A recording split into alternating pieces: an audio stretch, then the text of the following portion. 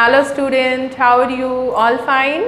तो बच्चों, हम लोग स्टडी कर रहे थे चैप्टर 1 एनसीईआरटी का केमिकल रिएक्शंस एंड इक्वेशन, और इसमें हम लोगों ने टाइप ऑफ रिएक्शंस तक ओवर कर लिया है। और आज इस चैप्टर का हम लोगों का लास्ट वीडियो बनेगा, जिसमें मैं आप लोगों को बताने वाली हूँ कि जो ऑक्सीडेशन रिएक्शंस होती हैं वो किस तरह से हमारी डेली लाइफ में उसका क्या इफ़ेक्ट है, उसकी वजह से हम किस तरह से हमको परेशानियाँ होती हैं। जैसे आपने पढ़ा होगा कि करोजन ऑफ मेटल जो होते हैं वो करोड हो जाते हैं, जिसको हिंदी में बोलते हैं कि जंग लग गई। आपकी मॉम वगैरह बताती होंगी कि ब्राउनिश कलर की एक लेयर हो जाती है आयरन पे, जिसको हम बोलते हैं जंग लगना। तो कोरोजन कैसे होता है, तो ये भी एक ऑक्सीडेशन रिएक्शन है, आज मैं ये बताऊंगी। इसके बाद आपने देखा होगा कि जो भी हमारे एडिबल फूड्स वगैरह होते हैं, एडिबल थिंग जो कि फूड फैट कंटेनिंग होती है, वो भी थोड़े समय के बाद डिके होने लगती है। तो रेंसिडिटी ऑफ फूड ये भी हम समझेंगे, और ये भी इसका भी रीज़न क्या होता है बच्चों? ऑक्सीडेशन। मीन्स ऑक्सीजन कहीं ना कहीं हमारी डेली लाइफ में हमको बहुत ज़्यादा अफेक्ट करता है, बहुत ज़्यादा हम कह सकते हैं कि परेशान करता है। इसमें सबसे पहले कोरोजन ऑफ मेटल मैं आपको समझाती हूँ कि क्या होता है। तो एक्चुअली में आपको पता होगा कि ऑक्सीजन जिसका कि बैलेंस इलेक्ट्रॉन 6 होता है, उसको स्टेबल होने के लिए कितने इलेक्ट्रॉन की नीड है? 2। मतलब ऑक्सीजन जो है, समझ जाओ ऐसे जनरल लैंग्वेज में कि वो इलेक्ट्रॉन का बहुत बड़ा भुक्कड़ होता है। उसको कहीं से भी अगर 2 इलेक्ट्रॉन मिले ना, तो वो तुरंत ही उसको छीन के अपने ऑक्टेट को कंप्लीट करके स्टेबल होना चाहता है। Getting my point? तो वो क्या करता है कि किसी भी मेटल जो कि मॉइस्ट, जैसे कि मैं आयरन की बात करूँ, सपोज ये आयरन है और ये थोड़ा मॉइस्ट है, इसमें मतलब कुछ वाटर पार्टिकल्स हैं, और ये अगर हमने इस तरह से मतलब ओपनली रख दिया है कहीं जिसमें मॉइस्चर है, तो ऑक्सीजन हमारे चारों तरफ सराउंडिंग में है, ये आपको पता है। तो वो ऑक्सीजन बहुत ही लालची होती है, वो तुरंत ही इसके कांटेक्ट में आएगी बच्चों, और मेटल से इलेक्ट्रॉन निकालना स्टार्ट कर देगी। सपोज यहाँ देखो कि ये एक मेटल की शीट थी इतनी थिक, तो यहाँ से ये मॉइस्ट, इसमें कुछ ड्रॉप्स मैंने डाल दिए हैं, या समझ लो कि हम लोग का रेनी सीज़न है, तो हर चीज़ें पता है कि मॉइस्चर होता है उसमें। तो वो एक मॉइस्ट आयरन की शीट है, और उसमें ऑक्सीजन हमारे सराउंडिंग में, तो ऑक्सीजन, हर एक ऑक्सीजन का एटम कितने इलेक्ट्रॉन की रिक्वायरमेंट रखता है? 2। तो 2 इलेक्ट्रॉन वो ईटन अप करते, मतलब खाते जाएंगे, उसका लेते जाएंगे। तो हमको ये चीज़ पता है बच्चों कि एवरीथिंग बिकम, उसका जो यूनिट पार्टिकल होता है वो एटम होता है। और एटम किससे कंसिस्ट होते हैं? 3 thing, electron, proton and neutron. अगर उसमें से एक चीज़ खत्म होती जाए तो वो क्या होते जाएंगे? छोटे होते जाएंगे, ख़त्म होते जाएंगे। तो वैसे ही हर एक आयरन का जो एटम है उससे 2-2 इलेक्ट्रॉन निकलना स्टार्ट हो गए। तो हर एक ऑक्सीजन, एक एटम से 2-2 इलेक्ट्रॉन, मतलब बहुत सारे इलेक्ट्रॉन इससे निकलने लगेंगे। तो ये जो थिकनेस है वो क्या होने लगेगी? एक्चुअली में ये स्लो प्रोसेस होती है, तो ये नहीं कि एक दिन में ये सारा खा जाएंगे। विद इन फ्यू वीक्स हम बोल सकते हैं, या 1 मंथ या 2 मंथ्स में ये जो हमारी, या मैं बोलूँ कि 1 ईयर में ये पूरी की पूरी आयरन शीट की थिकनेस इतनी सी हो जाएगी। तो ये आधा आयरन कौन खा गया? ये आधा आयरन कौन खाया बच्चों? ऑक्सीजन। तो एडिशन ऑफ ऑक्सीजन होते जा रहा है।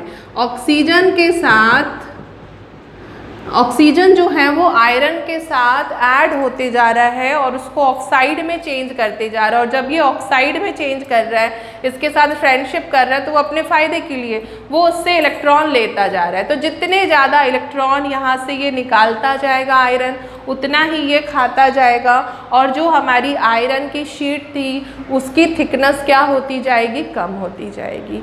दिस रिएक्शन इज कॉल्ड, क्या है ये? ऑक्सीडेशन। और इसी को हम बोलते हैं करोजन। ये हमारी आयरन कैसी होगी? करोड हो गई। मतलब अभी ये बिल्कुल जो स्टार्टिंग में थी इसकी थिकनेस, और अभी की आप थिकनेस देख रहे हो कि काफ़ी डिफरेंस आ गया इसमें। तो ये बाकी का कहाँ गया? ऑक्सीजन ने खा लिया। ओके, एक तो ये हो गया। इसके बाद हम अगर अपने फूड मटेरियल की बात करें, जिसमें कि फैट कंटेनिंग जो होते हैं, तो जो भी फूड मटेरियल होता है बच्चों वो कार्बन एंड हाइड्रोजन से कंसिस्ट होता है। तो क्या होता है कि वो फूड मटेरियल, मतलब वो भी हमारा जो कार्बन और हाइड्रोजन से बना हुआ फूड मटेरियल है, उनके बीच में भी कहीं ना कहीं ऑक्सीजन आके इनके इलेक्ट्रॉन्स को लेना चालू करती है और उसको स्पॉइल करना स्टार्ट कर देती है। तो कुछ ही समय के बाद उसमें से काफ़ी बैड स्मेल आने लगती है, और जो भी हमारा फूड मटेरियल होता है वो स्पॉइल हो जाता है।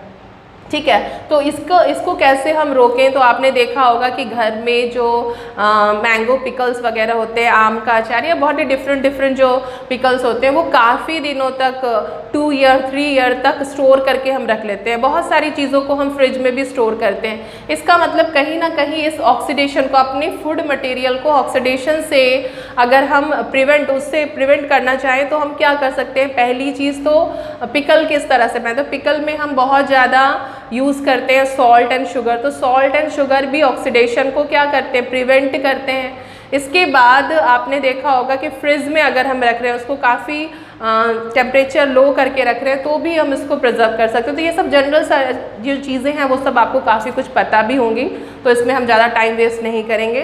कोरोजन मैंने बता दिया क्या होता है, क्या केमिकल रिएक्शन होती है, ये हम आज स्टडी करने में। एंड लास्ट लेक्चर जो होगा वो बहुत ही important, how to balance chemical equation. Okay, तो किस तरह से हम एक केमिकल इक्वेशन को बैलेंस करेंगे वो भी हम आज सीखने वाले। तो सबसे पहले एक जनरल सा कि जो डेली लाइफ में किस तरह से ऑक्सीडेशन रिएक्शन हमको इफेक्ट कर रही है उसको हम देखते हैं। ओके, तो लेट्स स्टार्ट बच्चों। इफेक्ट ऑफ, इसको मैं थोड़ा सा इरेज कर दूं पहले। इफेक्ट ऑफ ऑक्सीडेशन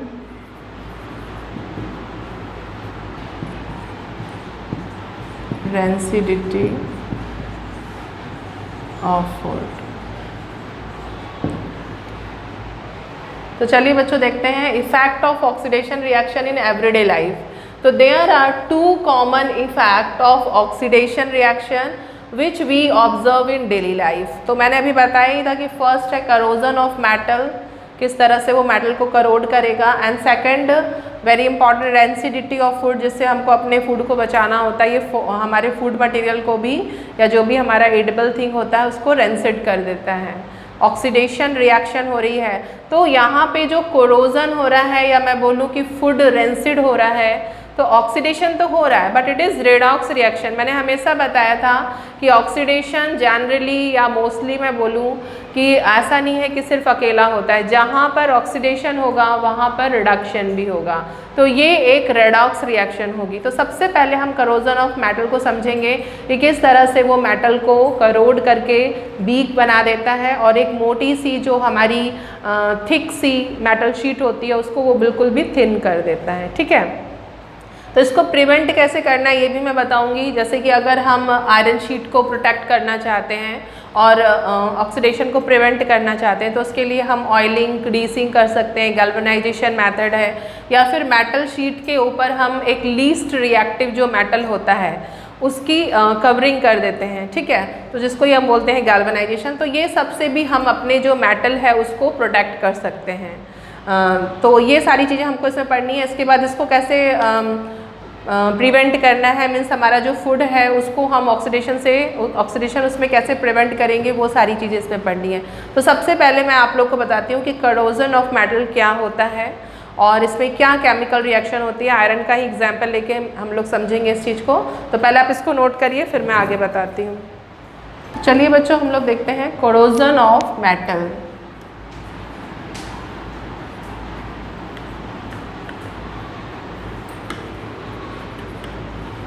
क्या होता है करोजन ऑफ मेटल? तो इसकी रिएक्शन देखते हैं बच्चों। 3 मोल O2 और XH2O, मॉइस्चर, एयर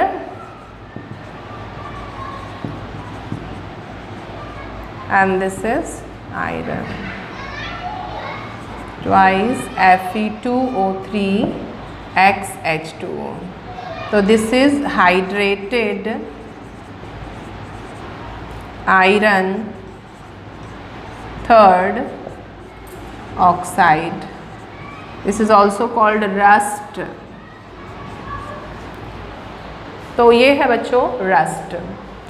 चलिए देखते हैं करोजन ऑफ मेटल में। Corrosion is the process in which metals are eaten up gradually by the action of air, moisture और अ केमिकल। ओके, यहाँ केमिकल की बात भी कही है, मीन्स अगर हम किसी मेटालिक सरफेस में किसी एसिड को पॉर करते हैं तो भी वो कैसा हो जाता है बच्चों, उसमें रस्ट लग जाती है, मीन्स वो करोड हो जाता है। तो करोजन के लिए केमिकल भी रिस्पॉन्सिबल हैं, मेनली एसिड जो होते हैं, ठीक है, कि अगर उनकी सरफेस में वो गिर जाए तो वहाँ पर भी करोजन स्टार्ट हो जाता है, मतलब वहाँ पर भी ऑक्सीडाइज होने लगती है मेटल की upper surface. For example rusting of iron is a common example of corrosion. तो आप देख रहे हैं यहाँ पे कि आयरन की शीट है, जैसे ही ऑक्सीजन और मॉइस्चर के कांटेक्ट में आती है ये तुरंत ही आयरन जो है किस में चेंज जाएगा बच्चों, हाइड्रेटेड ऑक्साइड में, आयरन थर्ड ऑक्साइड। थर्ड यहाँ पर क्या है कि एक आयरन कितने इलेक्ट्रॉन लूज कर रहा है बच्चों, 3। तो जितने इलेक्ट्रॉन लूज करते हैं ना, that is called their oxidation number. ये भी मैंने बताया था आपको लास्ट क्लास में। तो यहाँ पर आयरन की ऑक्सीडेशन नंबर कितनी है बच्चों, +3, मीन्स एक आयरन 3 इलेक्ट्रॉन लूज कर रहा है।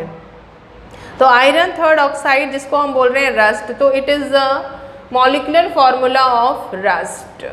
तो यहाँ पर ये चीज़ हम एक्सपेरिमेंटली भी प्रूव कर सकते हैं बच्चों। जैसे यहाँ पर देखो आपके एनसीईआरटी बुक में भी दिया होगा, ये 3 टेस्ट ट्यूब हैं, 3 टेस्ट ट्यूब है। यहाँ पर वाटर लिया हुआ है, डिस्टिल वाटर, और इसमें एक नेल डाली हुई है, इस तरह से एक नेल डाली हुई है, कुछ नेल टाइप का सा लग रहा है ना, और इसको बिल्कुल भी एयर टाइट कर दिया, इसमें एयर नहीं जा सकती, ठीक है, ये एयर टाइट है। दूसरा जो है हम लोगों ने ये ले लिया है वाटर और उसमें नेल डाल दी है और इसमें ऑयल डाल दिया हुआ है, ठीक है, मतलब यहाँ पर भी एयर नहीं जा रहा है, या मैं इसको बोलूँ सॉरी ये चीज़ नहीं होगी, यहाँ पर इसको ऑयल में ही डिप करके रखा है, ठीक है। तो ये ऑयल है और ऑयल में इसको डिप किया हुआ है आयरन नेल को, और यहाँ एयर मिल रहा है, मीन्स यहाँ एयर है लेकिन वाटर नहीं है, वाटर मिसिंग है, यहाँ पर वाटर है तो एयर मिसिंग है।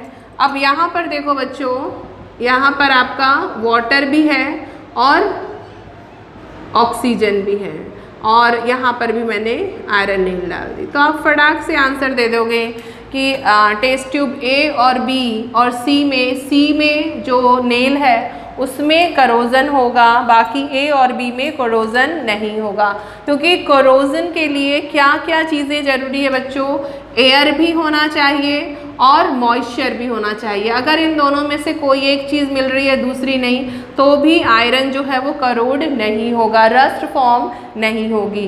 तो ये एक्सपेरिमेंट बच्चों शो करता है कि रस्टिंग के लिए या करोजन के लिए एयर एंड मॉइस्चर दोनों चीज़ों का होना एसेंशियल है, ठीक है, ये दोनों चीज़ें होंगी तभी करोजन होगा, अदरवाइज नहीं होगा।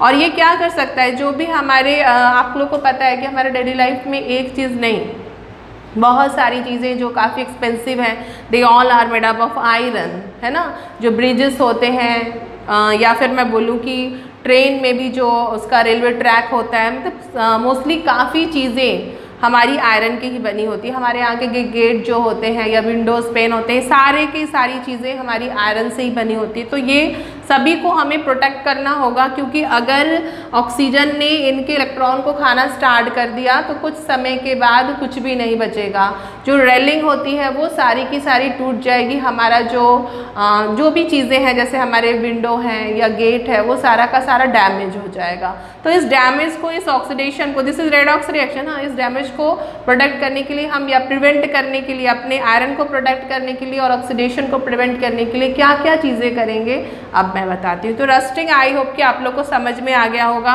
इसको आप नोट करो, फिर मैं प्रिवेंशन बताती हूँ। चलो बच्चों, तो अभी हम लोग देख लेते हैं प्रिवेंशन ऑफ करोजन। तो हेडिंग लगा लीजिए, prevention of corrosion.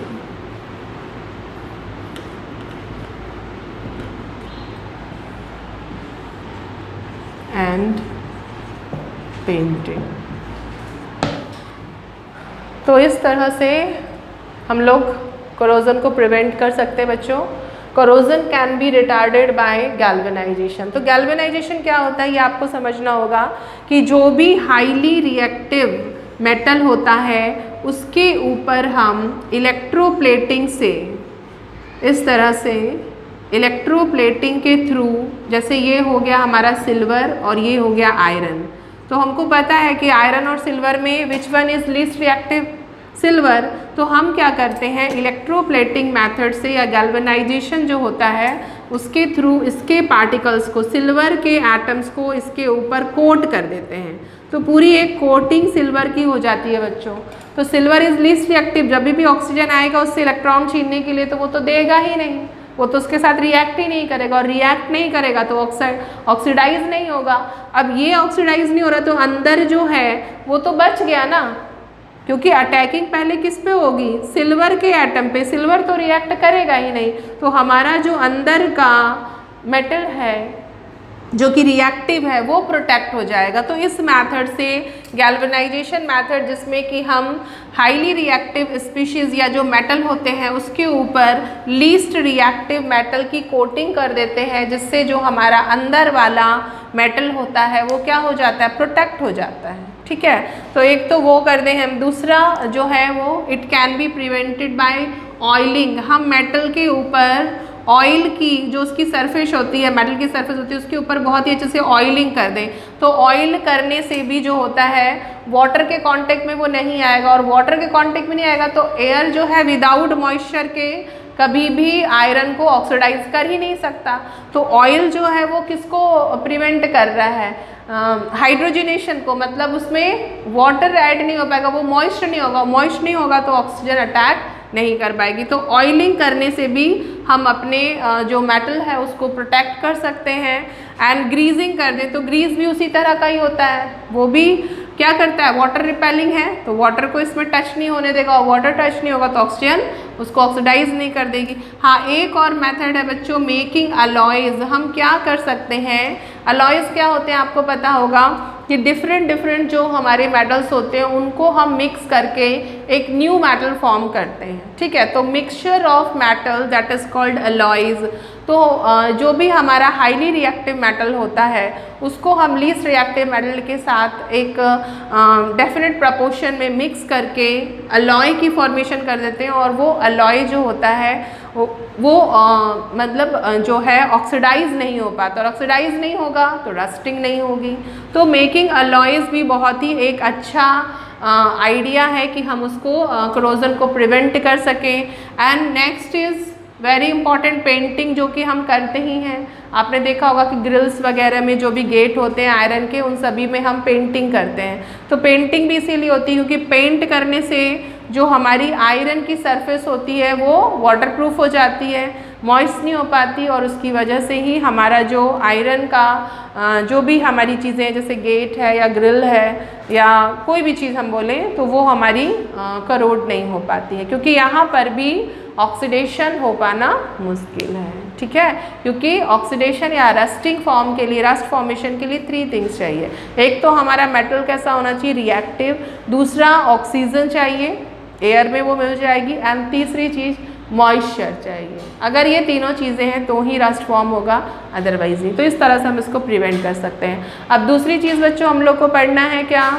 Rancidity of food. तो मैं उसको बता देती हूँ, पहले आप इसको नोट करो, इसको नोट करिए जल्दी से। चलिए बच्चों हम लोग जल्दी से देख लेते हैं रैंसिडिटी ऑफ फूड। तो नंबर 2 है हमारा ऑक्सीडेशन जो इफ़ेक्ट करता है डेली लाइफ में, रैंसिडिटी ऑफ फूड। तो ये भी मैं आप लोग को बता ही चुकी हूँ कि जो भी हमारे ऑयल कंटेनिंग या फैट कंटेनिंग फूड होते हैं वो ऑक्सीडाइज हो जाते हैं, है ना, और हमारे फूड मटेरियल को क्या कर देते हैं, रेंसिड कर देते हैं, इससे बैड स्मेल आने लगती है। ओके, तो चलिए मैं इसकी भी डेफिनेशन लिख देती हूँ। Test is called rancidity.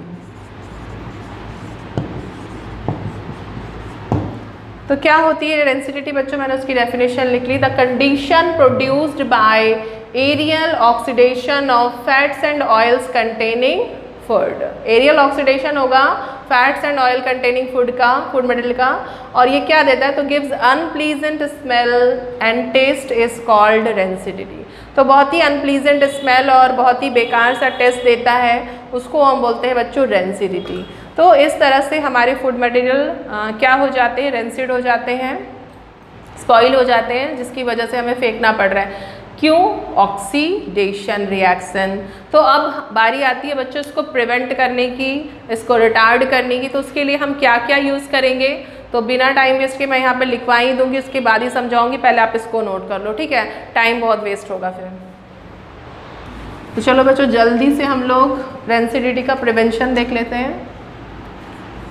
तो हेडिंग लगा लीजिए, प्रिवेंशन ऑफ रेंसिडिटी। तो बहुत सारे ऐसे केमिकल भी हैं जिनको हम यूज़ करके रेंसिडिटी को रिटार्ड कर सकते हैं, या हम कुछ गैसेस यूज़ करेंगे। तो अभी मैं बताऊंगी नहीं, लिखाती जाऊंगी और बताती जाऊंगी, ठीक है? तो आप 1 बाय 1 इसको नोट ही कर।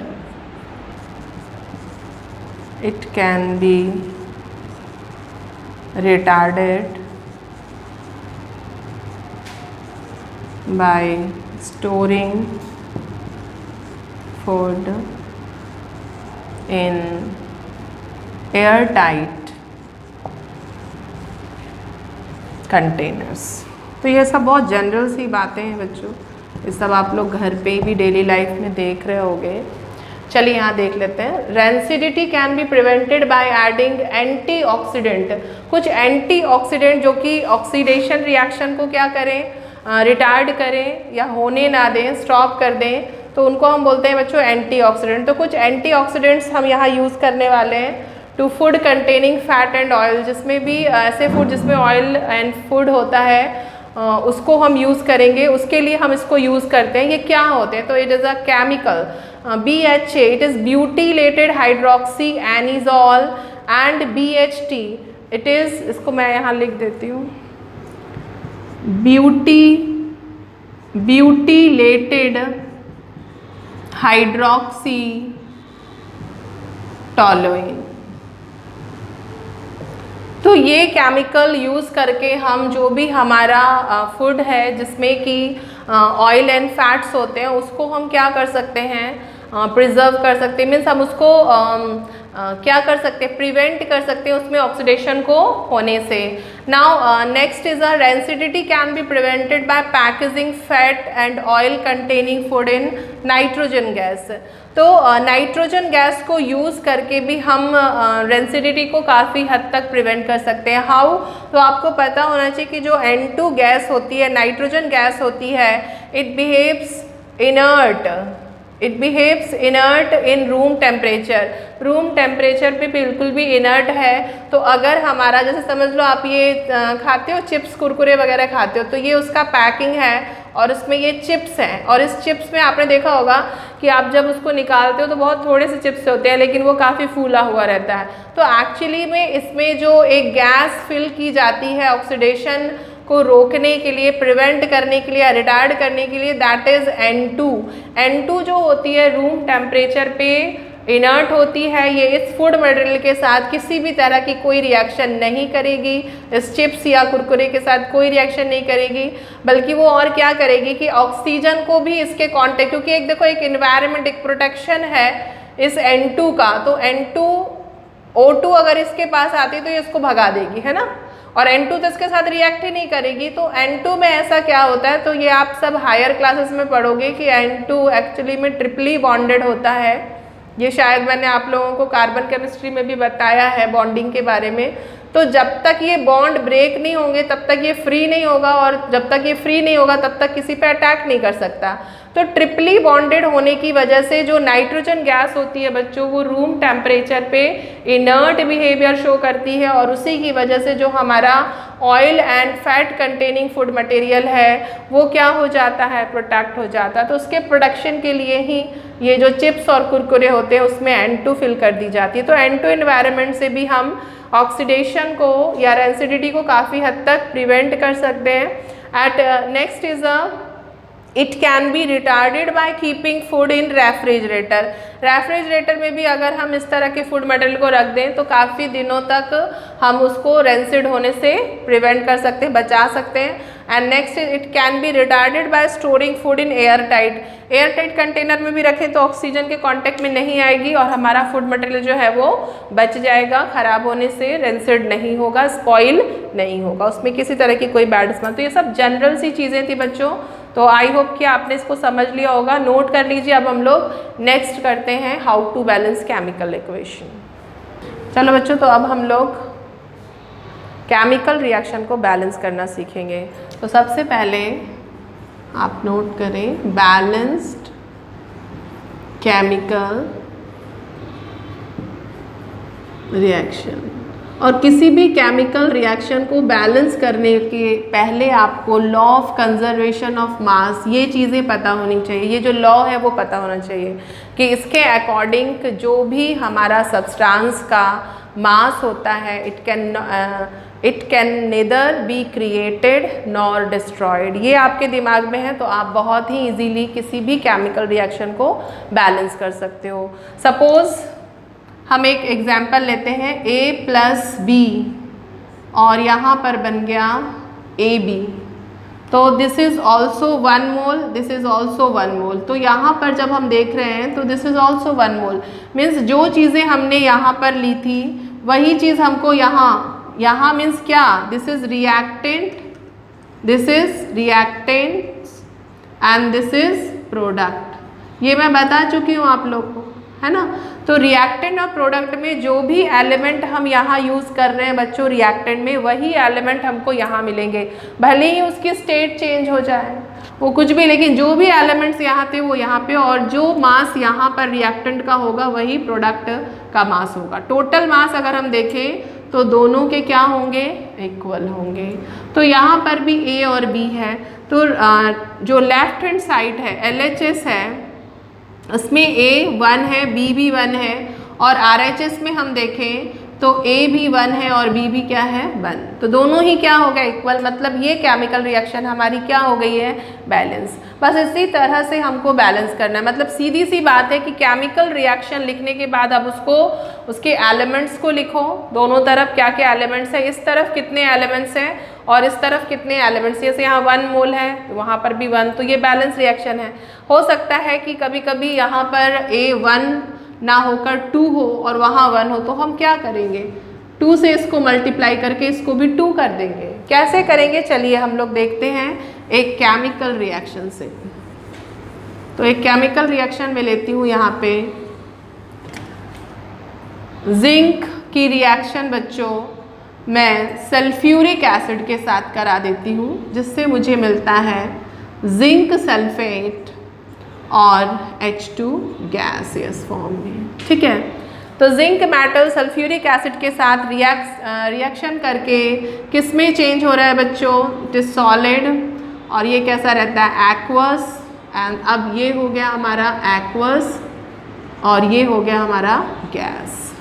ठीक है, तो क्या हो गया, अब हम देखेंगे कि ये जो हमारा रिएक्टेंट है LHS वाला पार्ट है उसमें कौन कौन से एलिमेंट्स हैं और RHS में हमारे कौन कौन से एलिमेंट हैं। तो जो एलिमेंट यहाँ होंगे बच्चों वही वहाँ। तो बैलेंसिंग के लिए एक फॉर्मूला याद रखना कि सबसे पहले हम किसको बैलेंस करेंगे, मेटल को, एंड देन नन मेटल, इसके बाद ऑक्सीजन, और फिर अगर हाइड्रोजन है तो हाइड्रोजन। वही चीज़ें हम यहाँ भी लिख लें, जिंक है इधर पे भी आप देख सकते हो, sulphur is non metal, and then oxygen और फिर हाइड्रोजन। तो सबसे पहले हम जिंक को देखेंगे कि जिंक कितने मोल है। तो दोनों तरफ आप यहाँ देख सकते हो कि जिंक 1 है, 1 मोल। आप सल्फर को देखो, इट इज़ ऑल्सो 1 है। ऑक्सीजन को देखो, ऑक्सीजन कितना है बच्चों, 4 है, तो आप यहाँ पे 4 लिखोगे। हाइड्रोजन कितना है, तो हाइड्रोजन यहाँ पर 2 है। इस तरफ किस तरफ, LHS मीन्स रिएक्टेंट में zinc 1, sulphur 1 mole, oxygen 4 and hydrogen कितना है 2। चलिए अब हम लोग यहाँ देखते हैं RHS, मतलब ये क्या है हमारा प्रोडक्ट। तो दिस इज प्रोडक्ट और दिस इज रिएक्टेंट्स, ये याद रखना है आपको। तो यहाँ पे जिंक देखो बच्चों 1, सल्फर कितना है, ये भी 1 आ गया, ऑक्सीजन कितना है 4 और हाइड्रोजन कितना है 2।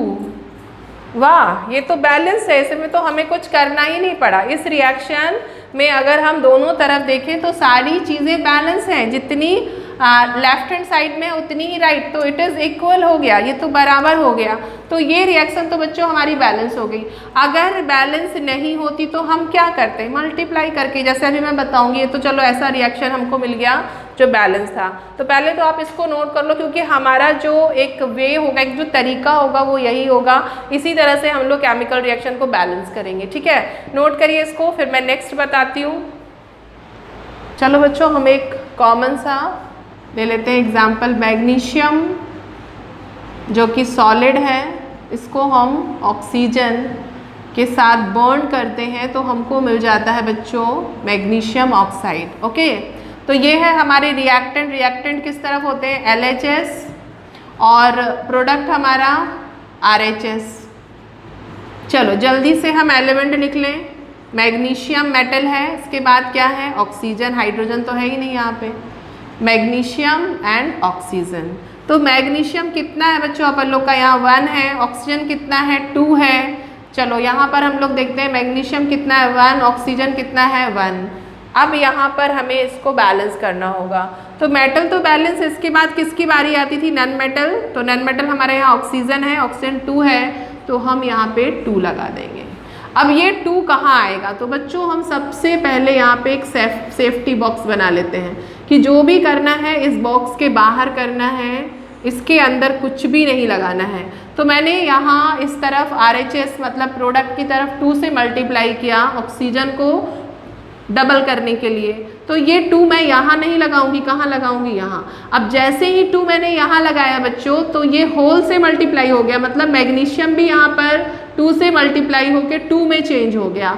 अब हम यहाँ देखते हैं, इस तरफ इसको बैलेंस करते हैं कि ठीक है ऑक्सीजन हमारा बैलेंस हो गया, लेकिन क्या मैग्नीशियम बैलेंस हुआ, नो। यहाँ 1 है, वहाँ 2, तो मैं क्या करूँगी, इसको भी 2 से मल्टीप्लाई, मीन्स मैं यहाँ पर इसको 2 से मल्टीप्लाई करूँगी। अभी देखो मैग्नीशियम भी 2, यहाँ भी मैग्नीशियम 2, ऑक्सीजन 2 है, तो यहाँ भी ऑक्सीजन 2 हो गया।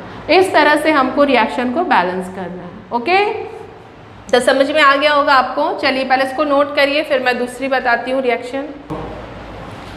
चलो बच्चों एक और रिएक्शन हम लोग देख लेते हैं जल्दी से। मीथेन कंबंशन रिएक्शन है, ये मैं करा चुकी हूँ आप लोग को। मीथेन को अगर हम ऑक्सीजन के साथ बर्न करते हैं, तो कोई भी ऑर्गेनिक मटेरियल अगर बर्न होगा तो क्या फॉर्म करता है, CO2 एंड वाटर, और साथ में क्योंकि कंबंशन रिएक्शन है तो हीट भी होगा। चलो जल्दी से इसको बैलेंस करते हैं हम लोग। ओके, तो this is LHS side, reactant side carbon है, इसके बाद ऑक्सीजन और फिर हाइड्रोजन है। RHS में अगर मैं देखूं कार्बन, इसके बाद ऑक्सीजन और उसके बाद हाइड्रोजन। तो कार्बन कितना है बच्चों अपन लोग का, तो 1 है। ऑक्सीजन कितना है यहाँ पर, 2 है। हाइड्रोजन कितना है, 4। चलो अब इस तरफ देख लेते हैं बच्चों, कार्बन 1 है, 1 दिख रहा है आप लोगों को। सेफ्टी बॉक्स लगा लेंगे क्योंकि बैलेंस करना है हमको। तो इस बॉक्स के अंदर कुछ भी नहीं करना है, जो भी करना है बाहर। ऑक्सीजन कितना है यहाँ पर अपन लोग का, 3, ऑड नंबर। और हाइड्रोजन कितना है, 2। तो यहाँ कार्बन तो हमारा बैलेंस है दोनों तरफ बच्चों। ऑक्सीजन यहाँ 2, 3 ऑड नंबर है, तो अभी ऑक्सीजन को हम छोड़ेंगे, हाइड्रोजन को देखेंगे। हाइड्रोजन यहाँ 4 है, वहाँ कितना है, 2। तो पहले हम इसको इवन नंबर वाले को बैलेंस करते हैं। जैसे ही हाइड्रोजन को बैलेंस करने के लिए मैंने 2 से मल्टीप्लाई किया, तो मुझे यहाँ पे 2 लिखना होगा। और जैसे ही मैं यहाँ पे 2 लिखती हूँ तो हाइड्रोजन तो अपन लोग का 4 हो गया, हाइड्रोजन 4 हो गया, लेकिन ऑक्सीजन क्या हुआ, तो ऑक्सीजन यहाँ पे 2 and 2 ये भी 4 हो गया, इवन नंबर में चेंज हो गया। ये एक फ़ायदा हो गया। अब ये यहाँ पे इवन नंबर चेंज हो गया, तो अब यहाँ पर हम 2 को 2 से मल्टीप्लाई कर दें तो एवरीथिंग बैलेंस हो गया बच्चों। Carbon 1, oxygen 4, hydrogen 4। इस तरह से हम रिएक्शन को बैलेंस कर सकते हैं बहुत इजीली। आप केमिकल रिएक्शन लिखो, उसके बाद आप दोनों तरफ, क्योंकि सेम एलिमेंट होते हैं, कंजर्वेशन ऑफ मास जो लॉ है उसको फॉलो करते हुए बस दोनों को बराबर कर देना है। सेफ्टी बॉक्स का याद रखना है कि यहाँ इसके अंदर कुछ नहीं, जो भी लगाना है आपको फ्रंट में, यहाँ आगे लगाना है ताकि होल से मल्टीप्लाई हो जाए। क्लियर हो रहा है, जल्दी से नोट करो, फिर मैं नेक्स्ट बताती हूँ। बच्चों एक और रिएक्शन हम लोग लेते हैं, डिस्प्लेसमेंट रिएक्शन हम लोग कर चुके हैं। Na2SO4 सोडियम सल्फेट और BaCl2 barium chloride. Double displacement reaction में मैं इसको करा चुकी हूँ। डिस्प्लेसमेंट हो जाएगा Ba प्लस SO4 के साथ और NaCl के साथ। तो यहाँ बन जाएगा BaSO4 का वाइट PPT और NaCl। ये रिएक्शन हो गई बच्चों, है ना। चलिए सेफ्टी बॉक्स इसको बना देते हैं और फिर हम लोग इसको बैलेंस करते हैं, ठीक है। तो barium is also metal, sodium is also metal, this is LHS और यहाँ पे मैं RHS बताऊँगी क्या क्या है। एंड इसके बाद है sulphur, chlorine and oxygen. Okay, यहाँ पर भी हम वही सब लिख लें, barium, sodium, sulphur, Cl, chlorine and oxygen. चलिए कितना कितना है जल्दी से देख लेते हैं। Barium 1, sodium 2, sulphur 1, chlorine 2, oxygen कितना है इधर 4। चलो अब उस तरफ देखते हैं हम लोग product. Barium, sodium, sulphur, chlorine and oxygen. Barium कितना अपन लोग का 1, सोडियम 1 है यहाँ, सल्फर 1, क्लोरीन कितना है 1, ऑक्सीजन कितना है बच्चों 4।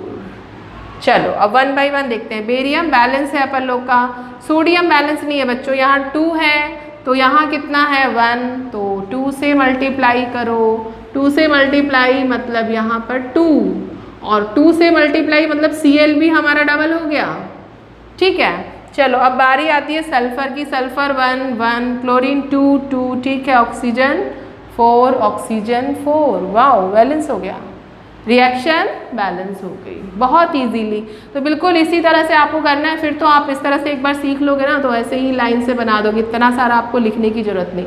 लेकिन हाँ, होता क्या है ये इस तरह से होता है, ठीक है। नोट करिए, एक दो और बताती हूँ जल्दी से मैं। चलो बच्चों एक और हम लोग देखते हैं आयरन की।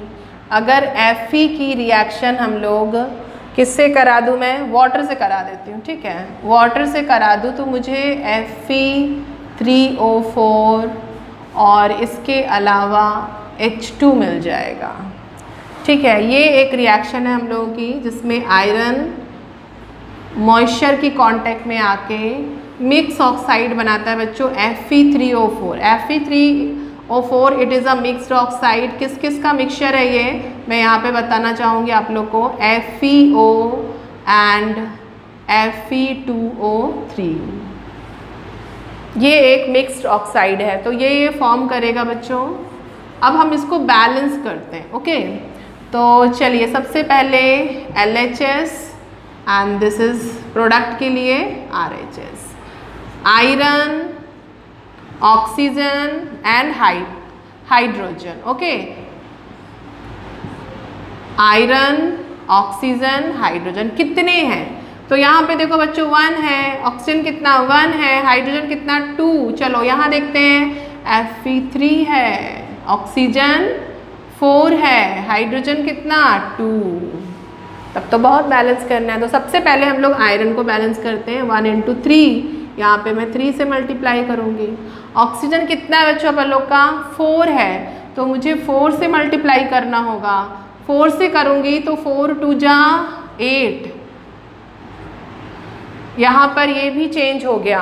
हाइड्रोजन भी हमारा कितना हो गया, पहले 2 था अभी कितना हो गया 8।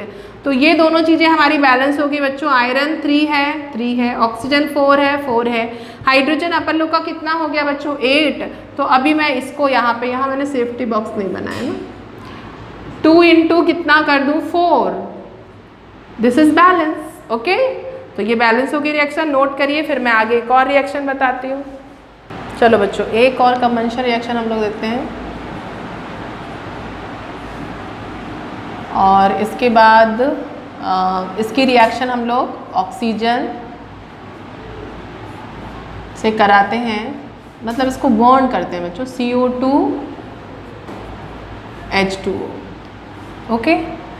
ये है हमारी एक रिएक्शन। तो क्या होगा यहाँ पर, ये है LHS और ये है RHS, ओके। कार्बन और इसके बाद ऑक्सीजन एंड हाइड्रोजन। यहाँ पर भी हमारा carbon, oxygen and hydrogen. Carbon कितना है यहाँ पे 2, ऑक्सीजन कितना है 2, हाइड्रोजन कितना है बच्चों 4। कार्बन 1, यहाँ पर 1 है, यहाँ पर ऑक्सीजन कितना है बच्चों 3 है, ऑड नंबर, हाइड्रोजन कितना 2। तो अभी हम सबसे पहले इसको बैलेंस कर लेते हैं। सेफ्टी बॉक्स, अंदर कुछ भी नहीं करना है। ये कार्बन को बैलेंस करते हैं। कार्बन को बैलेंस करते ही 2 2 = 4 और 1 5, ये 5 हो गया हम लोगों का बच्चों। हाइड्रोजन को बैलेंस करते हैं क्योंकि ये ऑड नंबर आ रहा है, तो 2 2 = 4।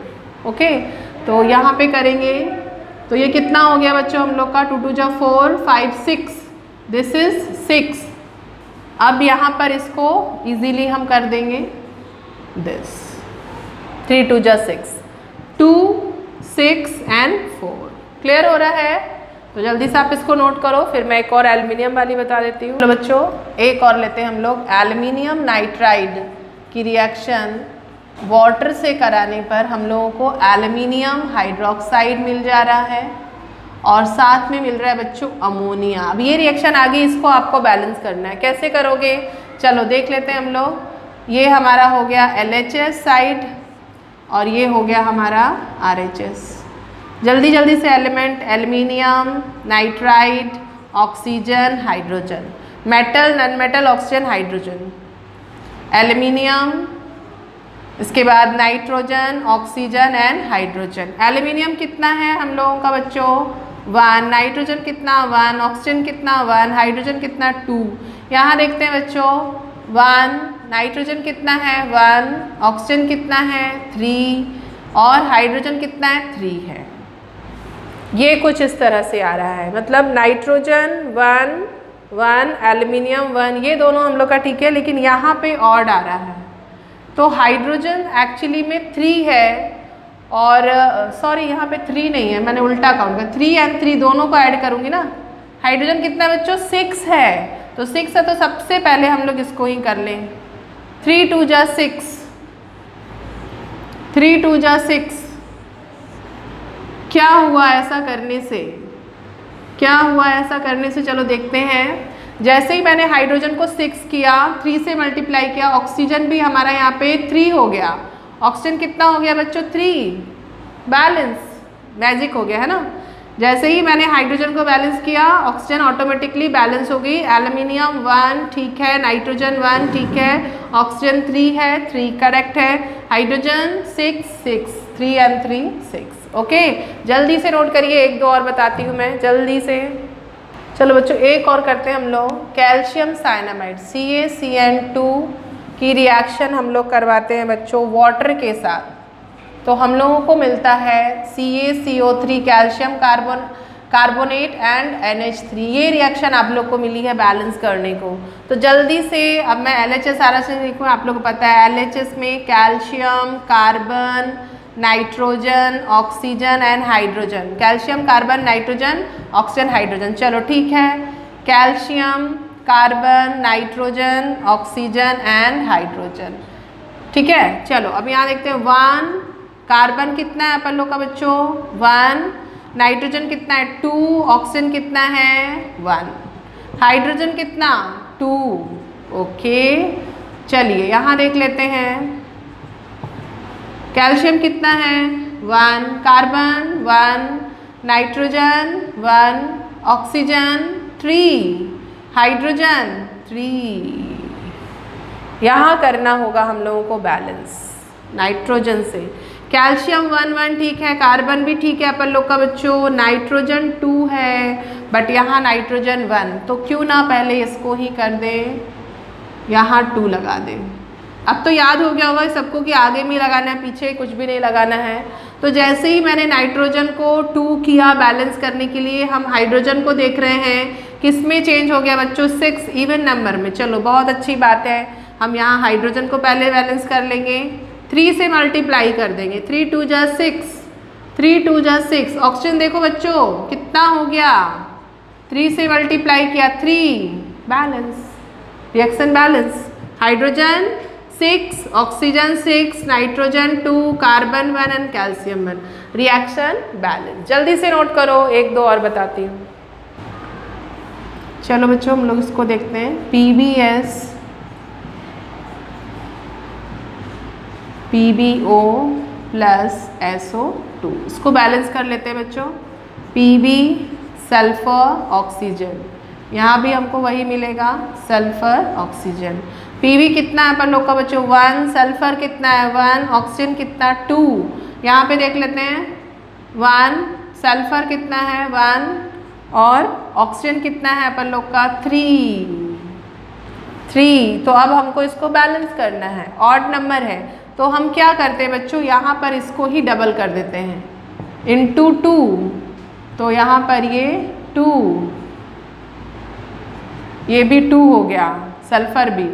तो अभी टोटल ऑक्सीजन निकाल लो, क्योंकि हमने Pb और S को, लेड और सल्फर को जब 2 किया, ये तो 2 ऑलरेडी हो गया जब से मैंने होल 2 लगाया यहाँ पे, तो यहाँ पर भी मुझे 2 से मल्टीप्लाई करना पड़ा। तो अब ऑक्सीजन का क्या हुआ आप देख सकते हो, जैसे ही मैंने इन दोनों को डबल किया ऑक्सीजन कितना हो गया 2, 2 2 जा 4 5 6, इवन नंबर में आ गया। इवन नंबर में आ गया तो चलो हमारे लिए बहुत अच्छा है, 3 से मल्टीप्लाई कर देंगे, हो गया बैलेंस। इस तरह से इसको बैलेंस करना है। ओके, तो इसी तरह से बहुत सी केमिकल रिएक्शन है बच्चों, 1-2 रिएक्शन नहीं है, बहुत सी ऐसी केमिकल रिएक्शन है जिनको आप इस तरह से LHS RHS एलिमेंट लिख के आराम से बैलेंस कर सकते हो, चेक कर सकते हो। तरीका वही, मेटल, नॉन मेटल, इसके बाद ऑक्सीजन एंड लास्ट में हाइड्रोजन। ठीक है, मेटल को बैलेंस कर लोगे, फिर नॉन मेटल को करना, फिर नॉन मेटल के बाद फिर मेटल को देखना, फिर ऑक्सीजन को किया तो फिर इसके बाद मेटल नॉन मेटल को देखना है, सबको बैलेंस करते हैं। ओके, इसी के साथ हम लोग का चैप्टर 1 बच्चों ओवर हो गया है। कुछ भी प्रॉब्लम है कमेंट बॉक्स में आप बताइए। नेक्स्ट चैप्टर के लिए साथ तुरंत ही आएंगे, जल्दी आएंगे। All the very best.